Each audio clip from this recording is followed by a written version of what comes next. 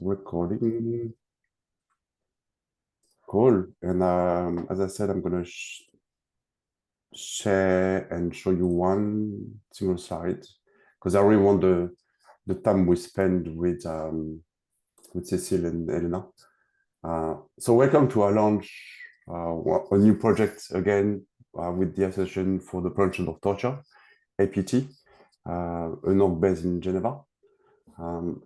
So today's content is pretty simple. So I'm going to quick welcome Vanita, put you on the spot, and maybe you can explain to the newbies in the room, the beginners, what are we doing as a community for 5 minutes.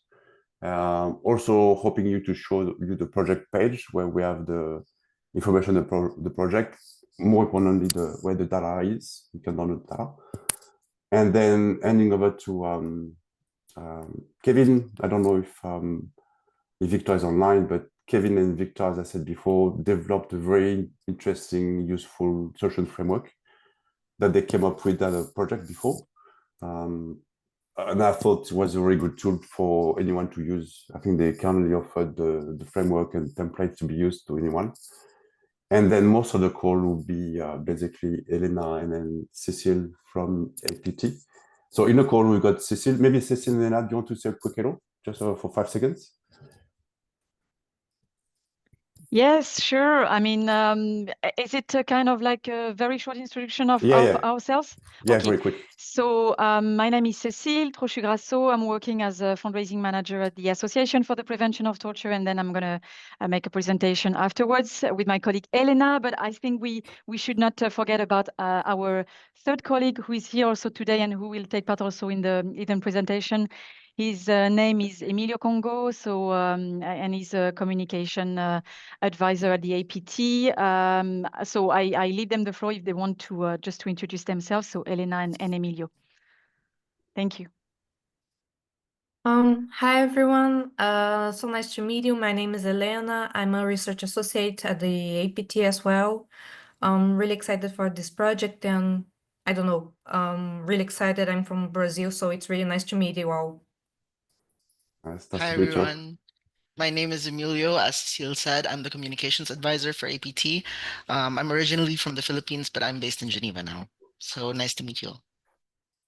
Well, nice to meet you. And I also want to say quick hello to the This Social Good usual volunteers, board members, ambassadors. I can see a few names I recognize. Gabriela, but often a volunteer for us.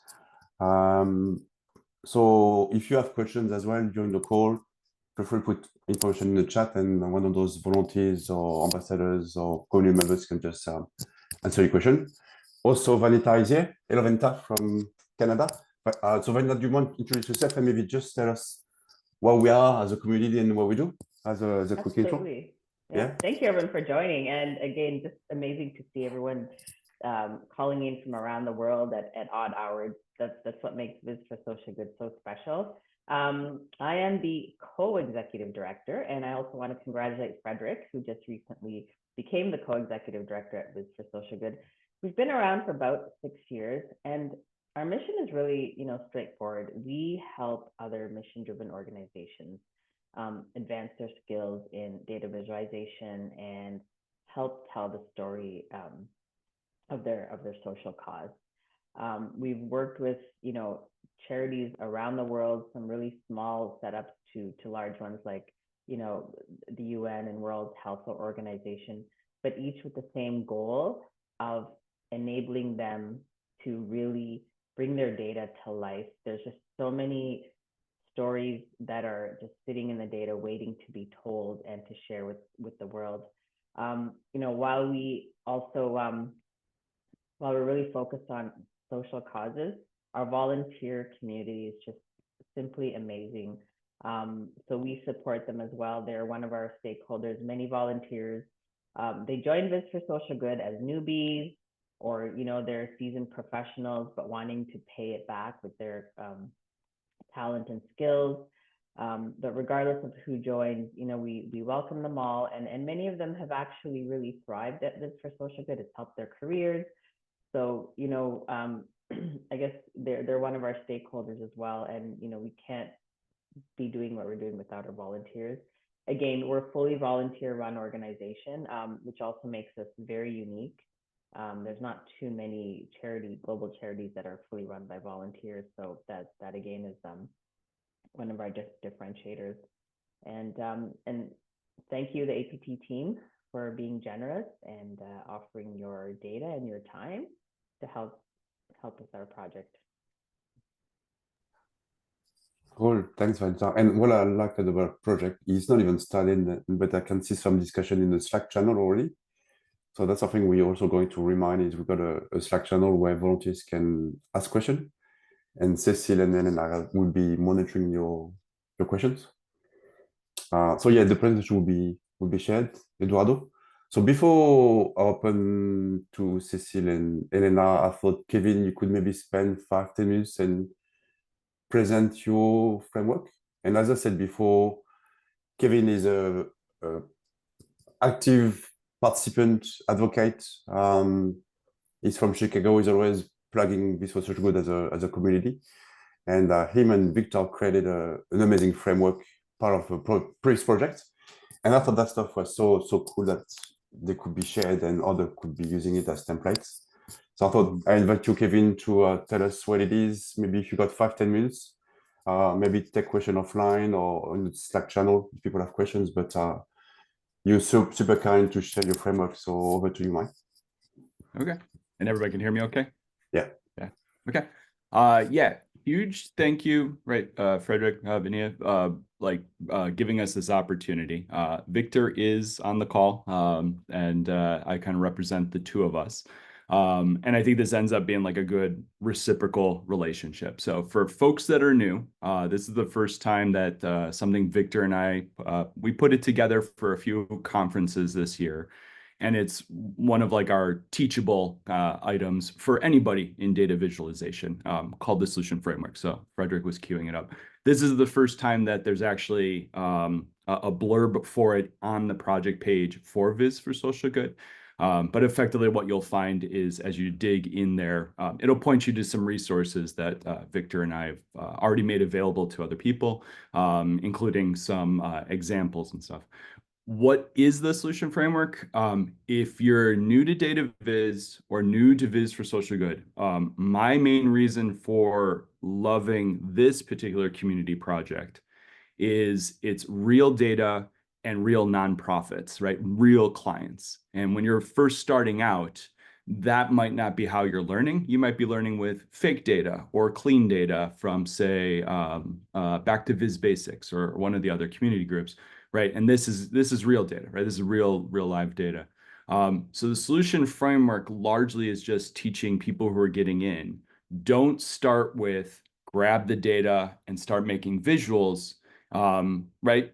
It's a good skill to have, but actually start with understanding the problem your visualization is intended to solve. And the fact that you showed up to the kickoff meeting means you're already well on your way in that journey, right? So we'll be listening to the clients today, right? They'll be talking about their situation, their problem, and especially we get some genuine time at the end in the Q&A. Listen for what they're actually trying to accomplish with the data. Sketch your ideas before you go diving into the data, right? If the data was perfect, I'm trying to solve their problem XYZ. So I'll put into the chat, right? There's a specific spot on this project page for the solution framework. I'll put that into the chat so you can actually see what some of those resources. The other thing to look out for is in the Slack channel in the project. In a couple days, I will put a link to a meeting coming up. I run the Chicago Tableau user group. I run the Chicago Data Viz Society group. For these type events, I merge the two together, and a group in about a week or 10 days will get together and we will talk about what did we hear from the clients today? What problem do we think we're trying to solve? And let's review the data together. That is a wonderful way of seeing how some people with a little bit more experience, how far they're along in the design side of it. And it sort of gives you a running head start for you executing on your first one. So yeah, keep an eye out in the Slack channel. I will definitely put that link probably by Monday, Tuesday. But yes, we did it last. Victor dials in from Europe. Last time we had someone dial in from Brazil. So don't think of it as a Chicago only thing. It's just a great way of getting together with people participating in Viz for Social Good and getting into that mental space. And if you have any questions, hit me up also in the Slack channel. I'm open. Actually, Kevin, is this, I know you talk about just going in with the problem you're trying to solve first. So for the folks joining, do they necessarily have to be a Tableau user, or is your discussion going to be just kind of tool agnostic? Yeah, in the same spirit as Viz for Social Good, it's tool agnostic. When we bring in the Data Viz Society people, we'll have people working in Illustrator, R. We've had a couple Power BI users. We had one Looker person, but they were getting out of it at the time. So yes, it's 100% agnostic. Just that Tableau community is one of the Chicago branches that I started out with my networking. But yeah, the Data Viz Society brings in much more diverse and agnostic tools as well. Thank you for the call up. That's a smart one. And that's something to call up as well for the group is with tool agnostic. So you can use any tools. You could be a beginner, just started yesterday. I think it's actually a good way to begin because you can ask feedback in the chat, in the Slack channel. So if you're just beginning, don't be afraid, just contribute. If you use any tools from Tableau, Power BI, Play-Doh to Lego or painting or music, you're welcome. We're really tool agnostic. Everybody can use whatever. Thanks, Kevin. I think that's great that you also have a follow-up session as well. And Kevin just posted on the chat the framework itself. So if you have any questions, if you want to read about the framework, Kevin, you're on the Slack channel. Victor is on the Slack channel as well. So have a bit of a read, digest the framework, but feel free to use it. Thanks both. I think that's really amazing tool. So now moving on to Cecile. So Cecile, you're saying you can't share? I thought I had multiple participants to share. So do you want to try sharing your screen, Cecile? Because now I think it's over to you now. It's coming up.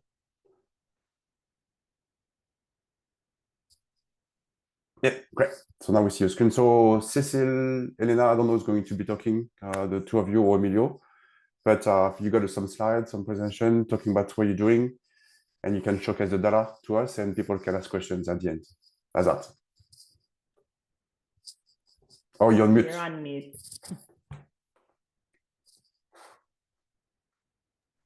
Yes, thank you. Perfect. Can you hear me? Oui. Okay, good. Thanks a lot. Thanks a lot, Frédéric, Vanita, and the whole Viz for Social Good team. I really would like to thank you for the opportunity, especially you, Frédéric, for meeting this whole audience and the community of volunteers today. I could see already some questions on Slack this morning, so I can see that this project is raising some interest, and we are really excited by this partnership and cooperation with Viz for Social Good and the future work with volunteers. Sorry. Before I start, just sorry for my English. As you can hear, I'm a native French speaker, so sorry in advance for my accent, and also if I do any mistake. So without any further transition, I will start with our presentation of today. Yeah, does it work? Sorry, because I'm not familiar with using Power. Yes, it works. Yeah, we can Good. see the screen. So I think that we can just divide our presentation into 3 steps. First would be to introduce you to the organization, our topic, which is torture prevention, and the project. Then my colleague Elena, who has worked a lot on the data, will present you the data set. And then my colleague Emilio will share very important instructions and tips that would relate to your work as volunteers and to your contribution. So as I told you, you have our names and positions here, so no need to repeat. So about the organization, we are the Association for the Prevention of Torture. We are a Swiss, Geneva-based association. We were founded in the late 1970s by a Swiss banker, lawyer, and philanthropist. His name was Jean-Jacques Gauthier. And we are a team of 16 staff members, mostly in Geneva, but we also have one colleague in Dakar, one colleague in Mexico City, and 2 colleagues in Rio, Brazil. About torture prevention. I think this is probably something that is very concrete for us as a team working on a daily basis on this. But I understand also it may be quite theoretical for someone that is not used to the anti-torture work. So there is a spectrum of many activities when you fight against torture. Torture prevention is one of them. Litigation, for example, to make accountable perpetrators of torture is another type of work, of anti-torture work. Supporting and rehabilitating victims is another type of work. We, at the APT, Association for the Prevention of Torture, we work on prevention, which means that we work upstream to reduce all the potential risk of torture and hopefully also the number of victims. So our paradigm is really based on the fact that we believe in change of systems. We are very optimistic, hopeful, and trustful that a change can be brought. I don't want to oppose our work to the work that is the great work that is done in reaction to torture incidents. For example, when other organizations support victims, this is also very important work. But our work is more like at the beginning and really to avoid torture and ill treatment. So to do so, it's not an easy work actually, because I mean there's a lot. There's not one single solution actually. There are many solutions, and the big solution is when you combine all the little solutions. You know, so we have to work on many factors of change. We have to work to change systems. So and the law, the legislation is really the basis. I just make this point just because you will see that it will be useful for the later in the discussion when we will present you the indicators in the data set. So the legal basis for our work is very important, but of course making sure that when there is a good law, this is also implemented. So it is so torture is really not happening. I mean, practically speaking. So if I want to oppose to something else, I would say that we are not reacting to individual cases, but really we are working on systems, environments that are likely to avoid any torture occurrence. And very much linked to torture prevention is our unique approach, which is based on dialogue and cooperation with all actors of change. By all actors of change, I will not list all of them, but basically it's both state, government, but also non-state actors like NGOs and civil societies, but also other institutions at national level that work more on human rights and specifically on torture prevention. So we don't really work on, we don't really name and shame countries when something is not working, but we prefer emphasizing what is positive. So we create also some inspiration and some kind of positive peer pressure. This is also important in view of the rest of the discussion. Then just very quickly, our main successes. The first one is a very long-term achievement because I mean it's the result of like 3 decades of work. You will see also later in the discussion, maybe that will be a bit clearer to you, that torture prevention is a lot about is referring a lot to detention places, or what we call places of deprivation of liberty, but let's call them detention places. I think it's clearer for everyone. And we know that torture and other ill treatment happens a lot in detention places because it's closed environment, because I mean it's between the guards and the detainees and that kind of thing. So one of the first work to do is really to make those places more transparent and monitored. So we have worked for the last 3 decades to make sure that detention places are more transparent and there is independent oversight going to the detention places to monitor and to make recommendation when something is not good and to improve the situation. So now, after approximately 3 decades, we have almost 80 countries that have a preventive system or institution in their jurisdiction. So that's really a huge, very good movement towards effective torture prevention in those countries. Because it means that all these countries have accepted the principle of transparency and of oversight, independent oversight. This is key to torture prevention.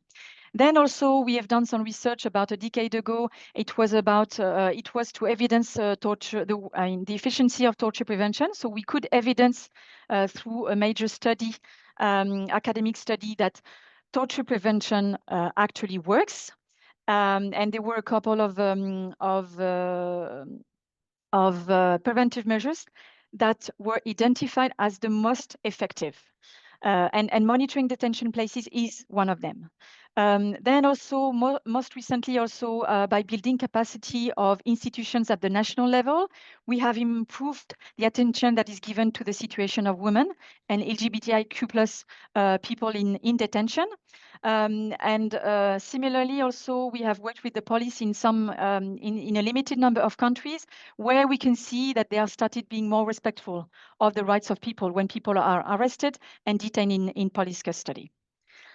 So that's our that was about the Association for the Prevention of Torture. Just maybe a couple of words about the project before going more into the details of the data set. So the project is about visualizing torture prevention progress. These 3 elements are key to the presentation and to the project.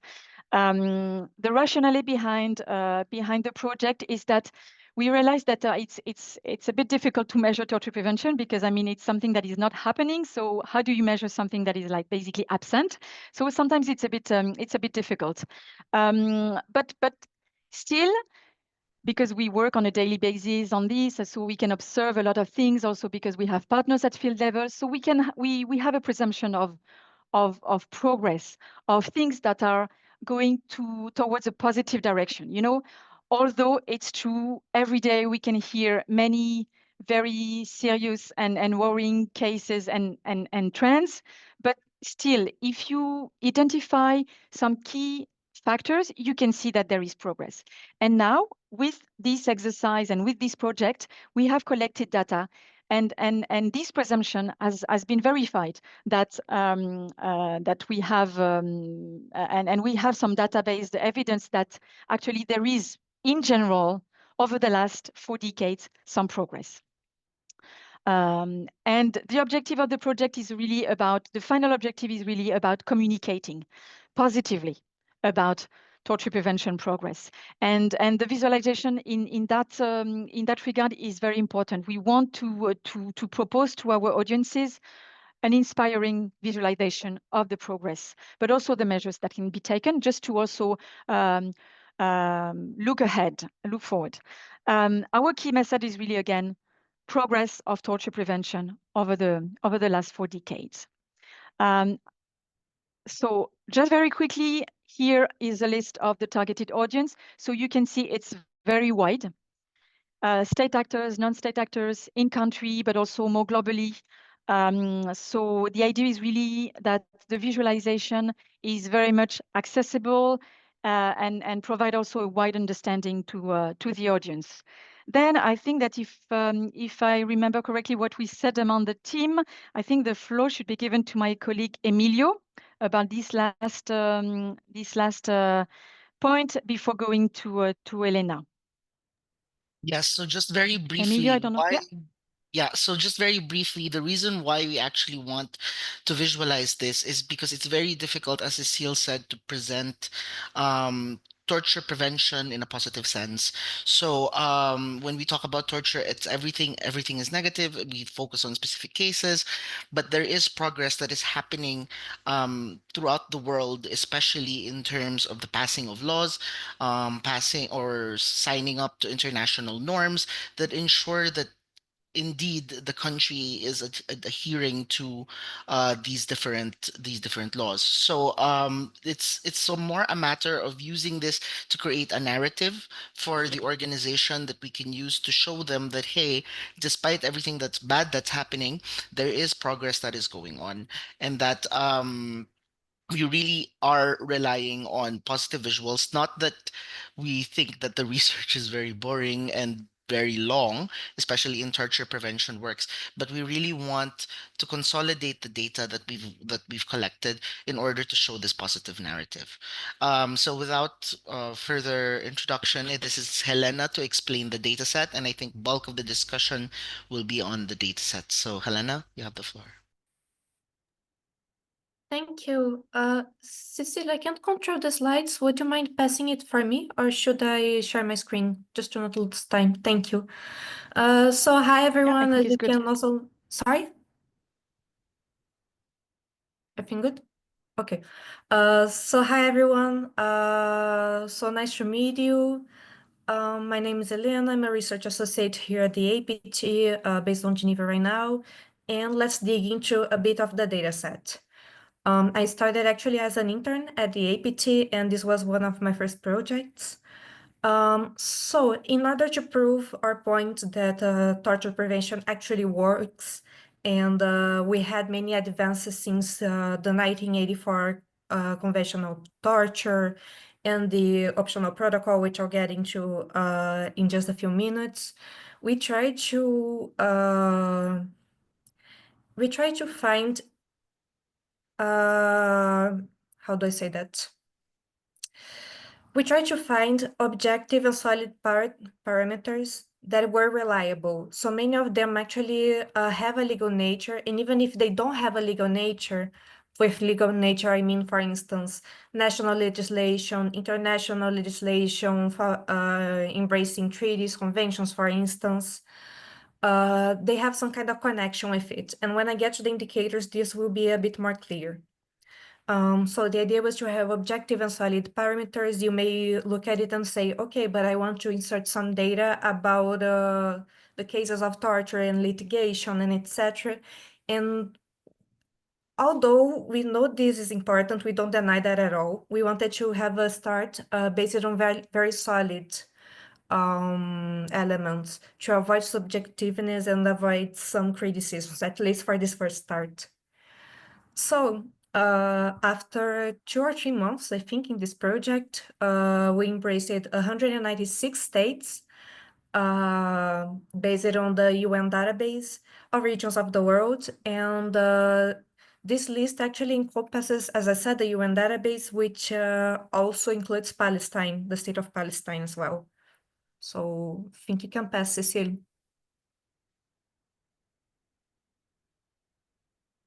Thank you.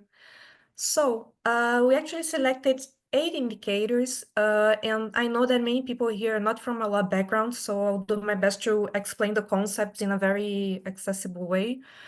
So first of all was the ratification of the UN Convention Against Torture. Ratification is basically an act in which a state compromises himself towards the international community and to its own community to make the legislations of this convention binding, meaning they hereby assume the compromise to make the convention valid in its own country, to make it implemented. So on the case of the UN Convention Against Torture, it was released in 1984. Basically, it's a more general kind of convention which defines torture, defines its prohibition, sets several duties for states in this sense, such as criminalization, which we'll see a bit forward. However, APT's work concentrates more on the optional protocol.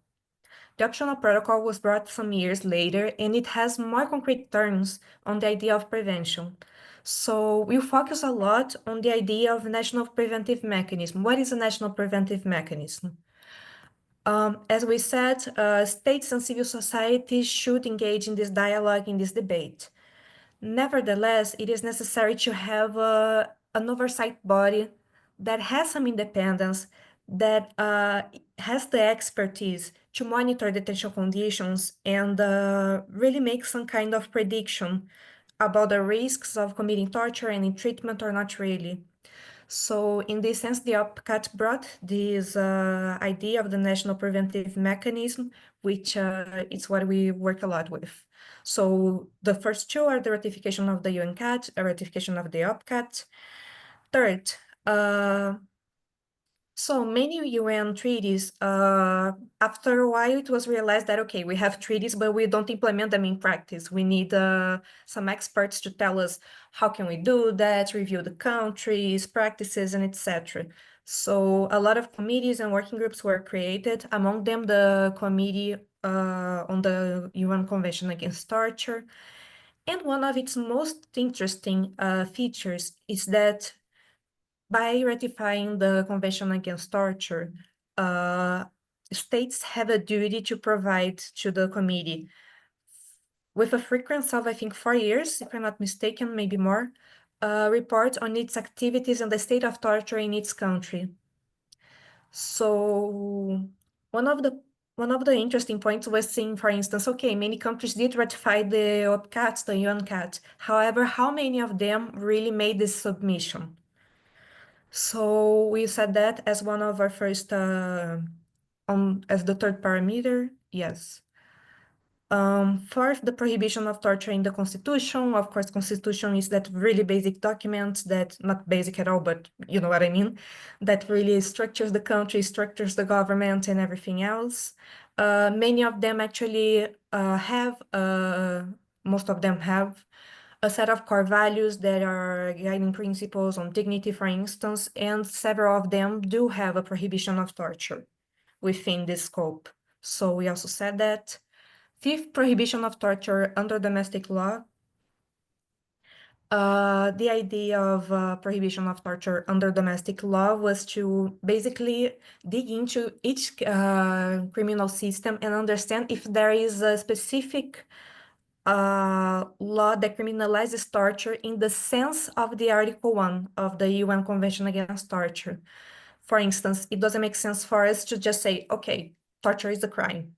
What is torture? How do you define it? Who may commit it? What are the penalties? Is there a statute of limitation? So we really look at all of those points. Sorry. As I told you, we work a lot with national preventive mechanisms, but as you know, there is a huge distance between law and reality. So first of all, we look at the designation of national preventive mechanisms, meaning a state did a law, made a law, published it officially, designing some actor as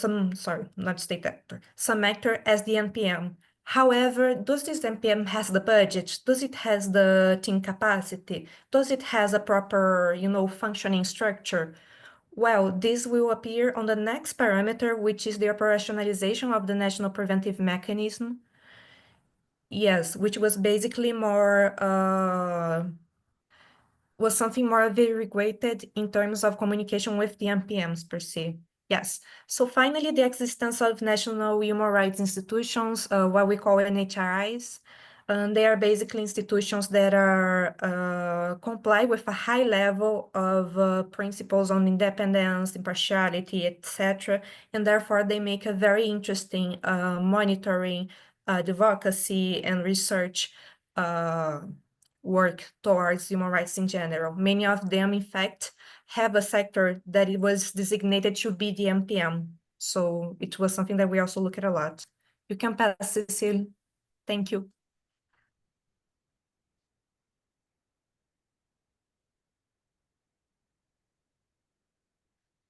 Perfect. So some key information on the data set. Normally, when we were trying to get the inputs, we saw we started seeing most of the inputs as something binary. A state has ratified, has not ratified, there's no middle term. Okay. But in some cases, for instance, the criminalization, as I told you, the Article 1 portrays several characteristics for the crime of torture. It may be committed on disintention. It may be committed by an inofficial capacity. It aims, So we look at not only those specific characteristics, but also, if I'm not mistaken, the one set in Article 4, the requirement set in Article 4 for an effective criminalization, such as, is it on a autonomous law? Is torture a separated criminalization? How do I say that? Yeah, does it has a statute limitation? The penalties are correct? Does the gravity is recognized, for instance? So we had to put also a third category, which is partially. On the year, we will put in several points the year of the legislation. For instance, the legislation that made the NPM, the year that in which the OPCAT or UNCAT was ratified, but also the year indicated by the organizations to say that, for instance, okay, our NPM was operationalized in practice in this year. Yes, so now just a bit about the sources. We try to make sure to really look at independent and impartial sources. Nevertheless, as I told you, this kind of information is really difficult to be found. So our main reliance was on the UN database and on the APT database, especially concerning the UN CAT submissions. However, in many points, it wasn't enough. For instance, on criminalization, several countries did not send the submission report, and therefore we needed to dig into some more secondary sources, such as NGOs and states reports. Yes. On the National Human Rights Institutions, there is a Global Alliance for National Human Rights Institutions organization here in Geneva as well, which portrays the duty of accreditation of them. So we also based it on their website. And finally, in several points, it was also necessary to look at the law of each country. So really doing a manual research online on, okay, what is the legal system of this country? What is the criminal law?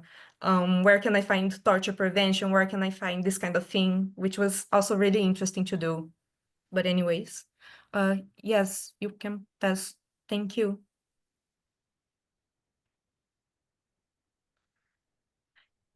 Yes, so I think this just some key tips. The first one is please stick with the data. We really had a lot of work on amounting this data. We really put our efforts on it, and we know that it's a very kind of diverse but also solid database. We're doing our best to also correct all the uncertainties that you have showed, etc. Really stick only to this data, please. And please let us know if you have any questions, especially me. I'm here for you all the time in Slack. So really thank you for your attention. Now I'll pass to my colleague, Emilio. So thank you, Helena, for presenting the data set. So just very briefly, I'm not sure if the slide is fairly clear, but we tried to create a scorecard based on what we think are the important points that would be considered when assessing the work. Not that the scorecard just gives an approximate measure. Of course, this presentation will be shared of what we're actually looking for. So we're looking for clarity, how easy is it to interpret the data, relevance of the data, or relevance not only of the data, but of how it was presented and how the intended message comes out, which is, there is progress in torture prevention. We will also look at accuracy, the aesthetics, the insightfulness of the way you show the data, and also the interactivity. So I won't delve too much into that, but I think the more important one is in the next slide. So some practical tips, and most of these tips are actually summaries of the tab info Q&A or the more info tab in the data set. We're actually planning to use the data in multiple ways. Not only will we try to put it on our website, which is one consideration, we're also planning to probably show it in the annual report or other publications, because as I said, this tries to address a core idea of our work in general. So one criterion really is website compatibility. So if you use Tableau, Power BI, Illustrator, we're all as well very much open. So we're very much data agnostic. We do have experience because we do have a colleague who's quite familiar with Power BI. There is a preference for Power BI, but this is not really going to be considered in the scorecard. But it's more going to be considered in terms of the compatibility of it, or how easy is it to share and to edit the data, because as Helena pointed out, there may be some issues in the data, and ratification goes on. So not all countries have ratified, as you will see in the data set, the UNCAT nor the OPCAT. So sometimes, like for instance, last year Cote d'Ivoire just ratified the OPCAT, and so this shows the progress. And so the data really has to be malleable, or at least the presentation has to have a level of malleability to it. There also we've also presented in the packet certain visuals. So as Cecile pointed out, we run on a hope-based communications. We believe that the people we help are empowered actors themselves. So that's sort of why we don't show suffering, we don't show blood or violence. We believe that the people getting tortured have their own dignity, as well, inherent dignity, and they're independent actors. So we just really want to use visuals that are actually empowering and also encouraging for people. And finally, as I said, in terms of data malleability, we do want to print them, or we do want to quite possibly share them in different languages, because our website is compatible, has French, Spanish, English, and Portuguese. So we might very well also translate this data or this presentation in multiple forms. So those are just some practical tips. Most of them can be found in the data set, as I pointed out. And without further ado, I think it would be good to open the floor for Q&A. Thank you. Thanks, Tim. Yeah, Before we... I actually have a Valentine. question. The term torture, where can we find a definition of it? Because I understand there's abuse, but and just for our knowledge, if that's something you could share, because I think I know what it is. You hear it in the news, you see it in the movies, but what does that really mean? That's a good point, actually. And Yes, you can do it thank you. offline if you want, Cecile. If you Yeah, start okay. you I can mean, provide it. otherwise, I think there is a document. We have a dictionary that is part of the Excel document that you have access to. So I think that Excel tab dictionary starts with the definition of torture. Otherwise, there is, so it's a bit simplified definition of torture, and a definition of torture is quite actually technical and legal. There are different components. I'm not going to go into the details, but basically, the reference for everyone working on the fight, trying to fight against torture, is the definition that is given by the United Nations Convention Against Torture on the first article of the convention. But again, you can find more information on the dictionary, and we can provide more information and sources if you want. Thank you. And my colleagues are sharing information on the not Slack, sorry, on the chat. And I thought I spent a minute to show the website as well. Can you see my screen Sure. there? Yes, we can. Because I think especially for the beginners, it's important to know where things are. So that's our project page on our website. So if I put the link in the chat already, but that's in there on the projects. So you find past projects in this section. Obviously, this one is the current project. This one is another project we've got running as well.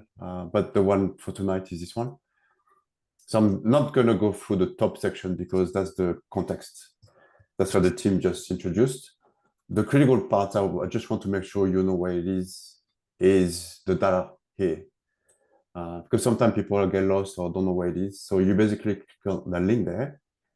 And when you click on the link, you're going to get access to our Google Drive. The data is in the Excel file in there, but also pay attention to the other assets that the team mentioned. The color palette in the asset, we've got photos that the team provided. We're also starting to do a Q&A doc. As we said before, a few volunteers, like thanks, Gabriel, I've raised some questions about the data. So the team has been kindly updating the Excel file, which is this one. So basically, when you open that Excel file, you download it to your computer. If there's more updates to be done on the Excel file, it would be a good idea to maybe put a note in Slack channel so the team knows and they can replace the file with the new one. But on that file there, on the Excel file, just download it to your computer and you'll find the data set itself, but you'll also see the dictionary that includes the definitions. So that's to make sure that you know where the files and the data is. Also, obviously, in terms of dates, that's today. The deadline for the project submission is end of November. We're going to have a end of project celebration where the volunteers will be submitting their work. The team, Cecile and the team, would be selecting the favorite top 5 submissions because we can't invite everyone to present. And on that day, the 5 volunteers are going to be selected by the team will be invited to present their project to the group. So that's our way to close up the project. We only select 5 because usually we have 30, 40, 60 people that participate and we don't have time to ask everyone to present because that'd be a very long meeting. So we ask the charity, the org, to only select their favorite 5 projects. So on that point, don't forget to submit your work. So see, there's a form there. You click on that form and it's a Google form and make sure you include your information. There will be a link somewhere to your submission. So if it's a Tableau Public, if it's a Google Drive, if it's a GitHub or whatever, something that needs to be public. If you struggle to find any public systems or Dropbox, you can email us the file if you want, if you're stuck with that kind of stuff. But make sure you submit your file, otherwise the team won't see what it is. In terms of Slack, I've tried to give access to people that contacted me just now. If I haven't gone through all the emails, I've also the info@visforsocialgood.com email address, or send us an email. I can do that offline, maybe tomorrow. But that's where it is. We've got our Slack, we've got a product discussion channel there, and that's basically your space. So Cecile and the team will be monitoring the questions all through the project. So as you can see there, Gabriel was asking question about the data, raising question or concern or whatever. And the team is basically answer those questions. So we don't want to email each other. So we want that to be community, including the knowledge. So if you got a question, don't email the team directly, just put everything on Slack and someone else can answer. Sometimes the volunteers answer their own questions. So I think that's the beauty of the community. So don't forget using Slack because I think that's a very good, useful platform for everyone. We've got a bit more time, so maybe we open the floor for questions. Cecile, did you see other question in the Slack, in the chat that you could answer now? Or? Yes, indeed. There are questions that I've. So we got question on Slack this morning, so we were able to clean a little bit more. Indeed, the data set. Thank you to Gabrielle and Jenna for this. Still, it seems that there are a couple of issues, and I'm following on the chat. So one, I think, is from Lisa, and actually, just because of our ignorance at the APT, I mean, I would ask you as collectively for an answer maybe, and for some technical guidance on this. It is because, I mean, basically, the data set and the visualization would like to show information and to visualize information between 1984 and now 2024. The reason why we would start in 1984 is because this is the year when the United Nations Convention Against Torture was adopted. So basically, this is the starting point of the work. So it's true that there are years or dates in the data set that are before that 1984. My proposal would be actually to replace any of those dates by 1984. So we have everything. We have the picture and yeah, we have the picture of what was the status and the situation in 1984. And if a country, I mean, had prohibited torture in their constitution already 5 decades before, no matter. In 1984, this was the situation. So that's my proposal, but I don't know if in terms of data, this is relevant, or this is okay, or if there is any other proposal. This is the first point. So about years before 1984. There is another one from Eduardo, if I'm not mistaken, about especially for the indicator on the operationalization of the national torture prevention mechanism. So there are like 3 types of inputs. The first one is yes, easy. There is a national preventive mechanism and it is operational. Good. The second one is no, because there is a national torture prevention mechanism, but it is not operational. And the other one has been left blank in a situation where there is no national torture prevention mechanism. So obviously it cannot be, because it doesn't exist, it cannot be operational, of course. So our solution is to propose you like a blank space for these countries under that criteria. Indicator, sorry, but maybe you have another option. I think that Eduardo proposed to simply delete those rows where it's blank. I leave it to you to tell us what is better, either to delete them completely or maybe to have no as an input. Just I leave it to you. And there was a last question from Rin, sorry. I'm reading it. It's about, I think it's about other data. I mean, sharing information, more showing, organizing the data in terms of number of people instead of countries. Actually, I'm a bit, I don't really know what you mean, because we don't have data according to number of people, but only according to number of countries. So you would, I guess, refer to the number of people in one country. Oh, I don't know exactly what you mean and what you have in mind. The idea is really to use the data that is made available to you by the Association for the Prevention of Torture. That's possible. I leave it to you, whoever wants to comment and share guidance. Something I could also add to the group is, if you're not sure, you're welcome to submit screenshot in the Slack channel for feedback, whether you want to send a screenshot to the whole group or to Cecile and maybe Emilio or Elena separately. Because I mean, it's good to start something as a visual and then you're not too sure. So just to make sure you're on the right track, send them a screenshot, an early screenshot, early design, to make sure you're on the right track, and maybe test your hypothesis against your knowledge, maybe. So you don't need to wait until the end to submit your project. You can submit multiple screenshots in a Slack for everyone to comment, or just to Cecile and the group if you want. Yeah, I think it would be better if for everyone, right? Because then maybe Cecile's feedback would apply to others who are maybe not confident in asking, right? So really good. I mean, it's not a competition as such. We don't run competition. There's no winners or losers. It's really for the benefits of APT at the end. So the better design, the better. So if it's a collective design, doesn't matter too much at the end, as long as Cecile and the team is happy about it. So Slack is very powerful for that. We see for most of our very successful projects, we see that the Slack discussion has started and grown with the help of the organization to basically answer questions as well. Sonia, you asked a question about the recording. So the recording will be in, I'm going to put the recording maybe tomorrow morning, because it's like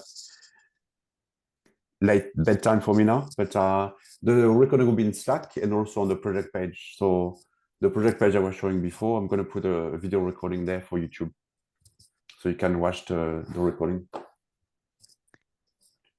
Any more data questions? I'm cautious of time. People might have meetings, but Kevin, Kevin is raising his hand. Sorry. Yeah, if you don't mind, it would be too hard to do in the chat, so I appreciate you giving me the audio.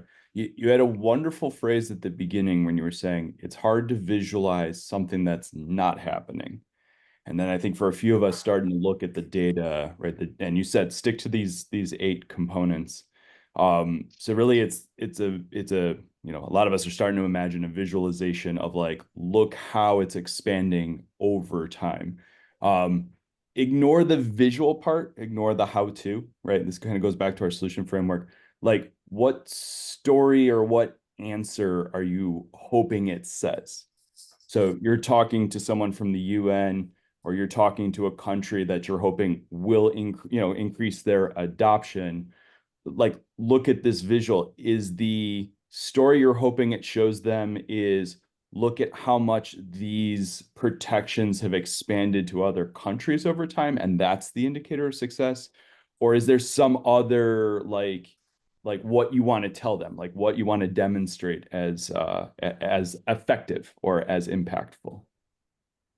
Thanks a lot for your question, Kevin. That's a good question. And actually, I mean, Emilio could also complement, but I would say that we have asked ourselves the same question, and we were wondering whether we already identify some key messages in terms of story we want to tell beforehand, or we would wait until we get some more inspiration from the visuals. So we have decided to wait and to be a little bit more driven by the visuals. But yes, in general, we would like to share the visuals and show that, look, I mean, we can do it. Things are improving. It is slow. It takes time. We need a lot of resources, but still it is happening. And also what works well also in our work, we have realized, is also the nice and gentle peer pressure, if I may say, amongst states from the same region, you know. So you can show them like, look, oh, that country, I mean, they managed to ratify the convention and its optional protocol, and they even have the prohibition of torture in the constitution. This is great step. I mean, you can do the same. Look, I mean, based on the content and all the blah blah and the advocacy message, we have to, of course, elaborate. But this is a kind of thing we want to share, I guess. I don't know, Emilio, if you want to add more. I think that summarizes pretty much it, that we just want to show that there's progress. And this is the narrative, and we're quite open, because if you find relationships within the data that leave other key messages, or that reveal other key messages, that, hey, just because this doesn't ratify, this is completely theoretical, that, hey, just because they didn't ratify doesn't mean that they didn't submit. So there might be some relationships in the data that we might be open to see. And so we're looking forward to the insights that come out as well. Okay. Yeah, and coming back to the stick to this 8, right? These 8 components, right? You don't want us going to other databases and bringing it in, trying to look for a correlation. Like, keep it fixed, keep it focused, just stay on this and sort of the expansion of adoption, right? Or in the case of an individual country, right? There's 8 indicators. How long did it take for them to like collect the whole set, right? Something along those lines, right? You want those kind of stories about adoption and, you know, quality. Okay. Cool. Cecile, do you see the last question maybe from Pilar on the chat? And yes, sorry, I didn't see. There are many questions. Wow. Yeah, and I might just get you the transcript as well and make sure that we capture all the questions. Please. And then we'll select all of them. And indeed, I mean, there are some. I mean, we would probably need some technical guidance just to make sure that we don't provide like an answer that, I mean, is not correct from more technical point of view. So okay, yes, I mean, there are many questions. So maybe I don't know which one you are referring to. The very last one. The very last one. That's is there any data on the APT amount of resources that you could tie in, increase resources to? I'm not sure if I really understand.